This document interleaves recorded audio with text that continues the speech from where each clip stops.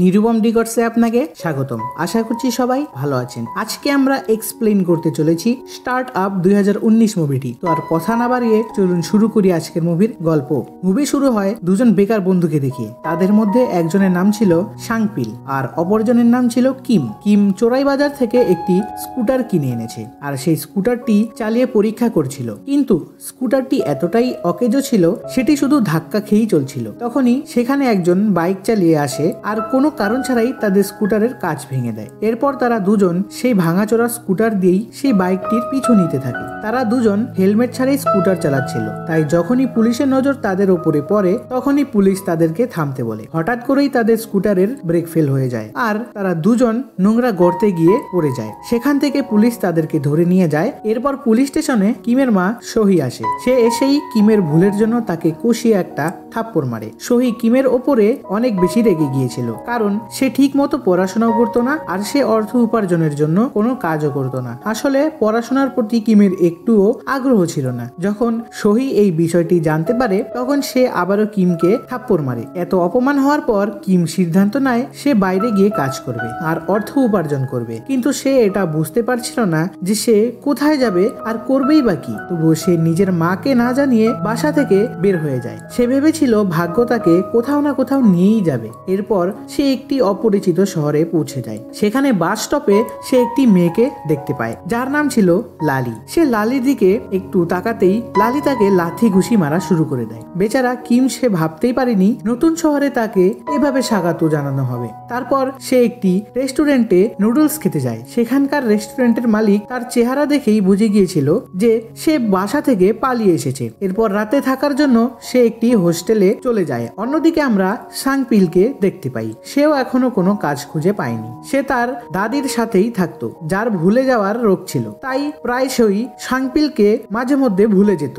এদিকে পরের দিন কিম আবারও সেই রেস্টুরেন্টে যায়, কারণ সেই রেস্টুরেন্টের বাইরে একটি নোটিশ টাঙানো ছিল যেখানে লেখা ছিল তাদের একজন ডেলিভারি ম্যানের প্রয়োজন আর সেই ডেলিভারি ম্যানকে থাকা খাওয়ার সুবিধাও দেওয়া হবে। রেস্টুরেন্টের মালিক তার সহজ সরল চেহারা দেখে তাকে কাজে রেখে দেয় আর তাকে সেখানকার আরেকজন কর্মচারীর সাথে পরিচয় করিয়ে দেয় যার নাম ছিল গুমান। সে সব সময় রান্নাঘরে হেলমেট পরতো, কারণ সেখানকার শেফকে এখন থেকে ডন আর গুমানের সাথেই থাকতে হবে। কিন্তু আজকে রাতে সে গুমানের নাক ডাকার কারণে আর ডনের ভয়ঙ্কর চেহারার কারণে ঠিকমতো ঘুমাতে পারে না, কারণ ডন সব সময় চোখ খুললেই ঘুমাতো। পরের দিন সকালে ডন কিমকে বোঝায় তাকে ডেলিভারি দেওয়ার সময় কি কি বিষয়ের প্রতি খেয়াল রাখতে হবে, কিন্তু কিম তার কোনো কথাই পাত্তা দিচ্ছিল না। এদিকে সাংপিল চাকরির উদ্দেশ্যে তার এক বন্ধু মিজোর সাথে দেখা করতে যায়। মিজো তাকে চাকরি দেওয়ার জন্য নিজেই বসের কাছে নিয়ে যাচ্ছিল।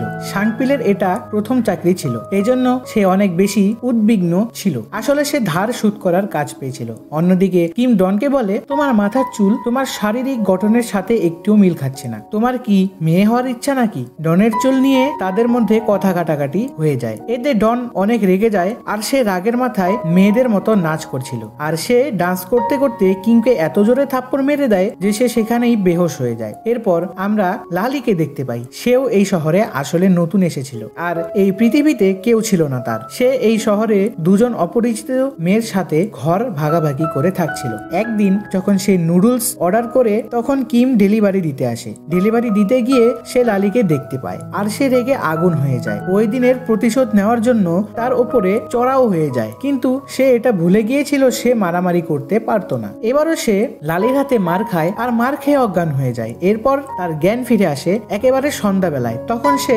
দেখে লালি খাবারের টাকা সেখানে রেখে গিয়েছে, কিন্তু সেখানে খাবারের পুরো টাকাটা ছিল না। এরপর কিম তখন তার মালিককে বলে সে একটি মেয়ের হাতে মার খেয়ে এসেছে আর সেই মেয়েটি খাবারের পুরো টাকাটাও দেয়নি। তখন মালিক তাকে বলে সে টাকাটা আমি তোমার বেতন থেকেই কেটে নেব। কিছুক্ষণ পর কিমের ফোনে সাংপিলের কল আসে, কিন্তু তার কলটা ডন ধরে ফেলে। সে সাংপিলকে বলে বেচারা কিম আজকে মারা গিয়েছে। আসলে ডন সারাদিনই কিমের মজা নিত, এজন্য তাদের মধ্যে বনিবনা হতো না। পরের দৃশ্যে আমরা দেখতে পাই লালি যখন তার বাসায় ফিরে আসে তখন সে দেখে তার রুমমেটদের বয়ফ্রেন্ড এসেছে। এসব দেখে লালির একদমই ভালো লাগে না। সে তাদেরকে ওখান থেকে চলে যেতে বলে, কিন্তু তারা দুজন লালির সাথে মারামারি শুরু করে দেয়। যদিও লালি অনেক ভালো একজন ফাইটার ছিল, তবুও সে একা একা তাদের দুজনের মোকাবিলা করতে পারছিল না। এদিকে এত মারামারির আওয়াজ শুনে বাড়িওয়ালা সেখানে চলে আসে। তখন সুযোগ পেয়ে লালি সেখান থেকে পালিয়ে যায়। এরপর আমরা দেখি রাতের বেলায় যখন কিম সিগারেট খাওয়ার জন্য ছাদে যায় তখন সে দেখে গুমান কিসের জন্য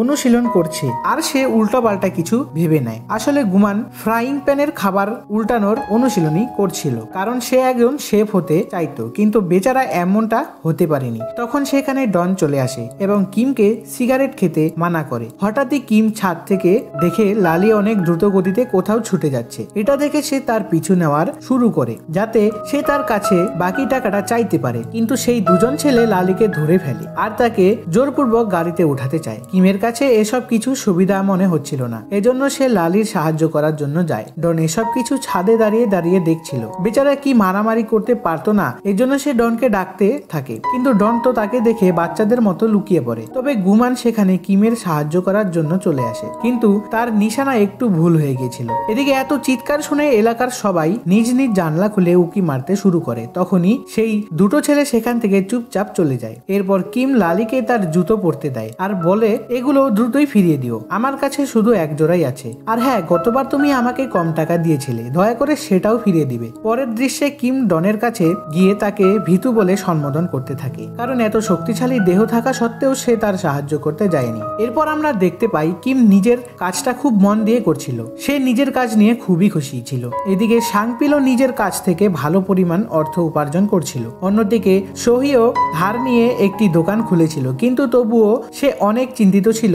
সে চাইতো কিম বাড়ি ফিরে আসুক, কিন্তু কিম তো এদিকে কাজ করে নিজের মায়ের সাহায্য করতে চাইছিল। আর আজকে সে তার প্রথম বেতনও পেয়েছে। এই খুশিতে ডন তার কাছে পার্টির আমন্ত্রণ চায়। তখন কিম বলে, আমি এমন মানুষকে কখনোই পার্টির দাওয়াত দেব না, সে আমাকে সাহায্য করতে আসেনি। কিন্তু না চাইতেও কিমকে তার পার্টিতে ডনকে দাওয়াত দিতে হয়। সেখানে মালিক বলে, তুমি একবার বাসায় গিয়ে তোমার মায়ের সাথে দেখা করে আসছো না কেন? সে নিশ্চয়ই তোমার জন্য অনেক চিন্তা করছে। তখন কিম তার মুখের ওপরেই না করে দেয় আর বলে, আমি আমার বাসায় যাব না। তখন ডন তাকে নিজের ভাষায় বুঝিয়ে দেয়, অর্থাৎ তাকে মারে আর বলে, বড়রা যা বলে তা চুপচাপ শোনা উচিত। পরের দিন কিম তার বাসায় যায়, কিন্তু তার মা বাসায় ছিল না, এজন্য সে সাংপিলের সাথে দেখা করতে যায়। সেখানে তারা দুজন একে অপরকে নিজেদের কাজের ব্যাপারে বলতে থাকে। সাংপিল কিমকে বলে তার মা একটি ছোট দোকান খুলেছে। এটা শুনে কিম তার মায়ের সাথে দেখা করার জন্য তার দোকানে যায়। সেখানে গিয়েই সে বলে, আমি ডেলিভারি ম্যানের কাজ পেয়েছি আর আমার বস অনেক বেশি ভালো, এজন্য আপনি আমার জন্য চিন্তা করবেন না। আমি শুধু এটুকুই বলতে এসেছিলাম। আসলে হুট করে কিমের চলে যাওয়ার কারণে তার মা অনেক চিন্তা করছিল, কিন্তু কিম এই বিষয়ে একটুও পরোয়া করে না। সে বলে, আমি চাই না আপনি এই অদ্ভুত দোকানটি আর চালান। এরপর সে তার মাকে প্রথম বেতন দিয়ে সেখান থেকে চলে যায়। এরপর আমরা দেখতে পাই সাংপিল মিস্টার জো এর সাথে এক জায়গায় ধার উসুল করতে এসেছে। সেখানে মিস্টার জো বলে, আজকে এই কাজটি তুমি একাই করো, কতদিন আর তুমি আমার উপর নির্ভর করবে? তোমাকেই তো সবকিছু শিখতে হবে, তাই না? তখন জো তাকে শেখায় যে ধার উসুলের সময় তার চেহারা একটু রাগি করতে হবে, যাতে দোকানদার ভয় পেয়ে যায়। কিন্তু যখন সাংপিল তার প্রথম ধার উসুল করতে যায় তখন সে এত ভদ্রভাবে টাকা চান যে সে নিজেই ধার নিতে এসেছে। আর একটি তার জীবনের সবচেয়ে বড় ভুল ছিল, কারণ ধার ফেরত চাওয়ার কারণে সেই লোকটি সাংপিলকে সোজা পিটিয়ে জখম করে দেয়। এরপর জো তাকে তৎক্ষণাৎ হাসপাতালে নিয়ে যায়। সেখানে সাংপিল জোকে বলে, ওই লোকটি আমাকে মারলো কেন? আমি তো শুধু টাকাটাই ফেরত চেয়েছিলাম যেটা সে ধার নিয়েছিল। তখন জো বলে, তোমার ভুল এটাই ছিল যে তুমি অতিরিক্ত ভদ্রতা দেখিয়েছো। এদিকে রেস্টুরেন্টে আজকে লালি এসেছিল। আজকে থেকেই সেও এই রেস্টুরেন্টে কাজ করবে, কারণ সে ওই শহরে নতুন ছিল। তাই ওই জায়গার চেয়ে আর কোনো জায়গা তার পক্ষে ভালো ছিল না। রেস্টুরেন্টের মালিক তাকে থাকার জন্য নিজেই নিজের মেয়ের ঘর দিয়ে দেয়, কারণ তার মেয়ে মারা গিয়েছিল। এরপর ডন বলে, আমাদের দলে একজন নতুন সদস্য যোগ হওয়ার খুশিতে আমরা একটা পার্টির আয়োজন করি না কেন? পার্টিতে কিম বাদে বাকি সবাই খুশি ছিল, কারণ কিমের কাছে ডনের সব কর্মকাণ্ড একদমই ভালো লাগতো না। এরপর ক্লাব থেকে বাইরে আসার সময় সেই লোকটির সাথে কিমের দেখা হয়। সে লালিকে বিরক্ত করছিল। তাকে দেখে কিম রাগে ফেটে পড়ে। যখন ডন তাকে থামানোর চেষ্টা করে তখন সেই লোকটি কিমকে রেগে ডনের সাথে উল্টাপাল্টা কথা বলতে শুরু করে দেয়। তখন ডন নিজের খাবার নিয়ে সেই ছেলেটির মুখে ঢেল দেয় আর তারপর বাচ্চাদের মতো পালিয়ে যায়। এরপর কিমের কাছে সাংপিলের কল আসে। তখন কিম তাকে বলে, আমি জানি কাজ করার সময় কেউ একজন একজন তোমাকে পিটিয়েছে। তুমি এমন কাজ কেন করো যেটা তোমার যোগ্যতাই নয়? এই ধার উসুলের কাজ তুমি ছেড়ে দাও। এসব শুনে শাংপিল নিজের যোগ্যতা নিয়ে সন্দেহ করতে থাকে। এরপর সে আবারও সেই লোকটির কাছে ধার উসুল করতে যায়, কিন্তু এবার সে নিজেই ভদ্রতা না দেখিয়ে সেই লোকটিকে মারতে শুরু করে দেয়। তবে সে দ্রুত উপলব্ধি করে নেয় যে এসব সে ঠিক করছে না। এরপর সে ওখান থেকে চলে আসে এবং সেই রেস্টুরেন্টে দুজন ছেলে আসে। তারা লালিকে বিরক্ত করা শুরু করে দেয়। তারা দুজন রেস্টুরেন্টে ভাঙাভাঙি করতে শুরু করে দেয়। এতে রেস্টুরেন্টের মালিকের মেয়ের ঘরটিও তছনছ হয়ে যায়, আর তার মেয়ের মৃতদেহের ছাই যে পাত্রে রাখা ছিল সেটিও পড়ে যায়। এর মধ্যে সেখানে ডন চলে আসে, আর সেগুলো মাটিতে পড়ে থাকতে দেখে তার অনেক বেশি রাগ হয়ে যায়। এতক্ষণে ডন নিজের আসল রূপ দেখায়। সে তাদেরকে ইচ্ছা মতো মারে আর তাদেরকে উপর থেকে তুলে রেস্টুরেন্টের বাইরে ছুড়ে মারে। আসলে ডন আগে শেফ ছিল না, সে আগে গ্যাংস্টারদের লিডার ছিল, যে একদিন হঠাৎ করে এই রেস্টুরেন্টে এসেছিল। আর তারপর এই রেস্টুরেন্টের মালিকের সাথে সে পরিচয় হয়, যে নিজের মেয়ের মৃত্যুর পর নিজেরও আত্মহত্যা করার চেষ্টা করছিল। তখন ডন তার জীবন বাঁচিয়েছিল, আর তখন থেকেই তারা দুজন এখানে একসাথে আছে। অন্যদিকে শাংপিল নিজের বসকে গিয়ে বলে, আমি এভাবে আর টাকা আয় করতে চাই না। তাকে এত ভীত দেখে তার বস তাকে বলে, তুমি এখনো নতুন, তবে আস্তে আস্তে তুমি সবকিছুই শিখে যাবে। পরের দিন রেস্টুরেন্টে বাইরে ডনের গ্যাং দাঁড়িয়েছিল। এসব দেখে কিম বিশ্বাস করতে পারছিল না, ডন একজন গ্যাংস্টার বস। সেখানে ইউ নামের একজন লোক ডনকে বলে, স্যার আপনাকে এই কাজে মানাচ্ছে না, আপনি আর কতদিন এখানে থাকবেন, গ্যাংয়ে আপনাকে প্রয়োজন। এরপর ডন ভাবতে থাকে এখন মালিকের খেয়াল রাখার জন্য কিম আর লালি দুজনই আছে, তাই সে ওখান থেকে চলে যাওয়ার সিদ্ধান্ত নেয়। আর তার এই সিদ্ধান্তে সবাই অনেক বেশি হতাশ হয়ে পড়ে, কারণ তারা সবাই একসাথে অনেক খুশি ছিল। এটা ভিন্ন কথা যে ডন সবসময় কিমের মজা নিত, তবুও কিম যাচ্ছিল না ডন সেখান থেকে চলে যায়। এরপর শাংপিল দেখে কিমের মায়ের দোকানে নোটিশ টাঙানো আছে যে সেই দোকানটি কয়েকদিনের মধ্যেই ভাঙা হবে। সে দ্রুত কিমকে কল করে আর এই বিষয়টি জানায়। এটা শুনে কিম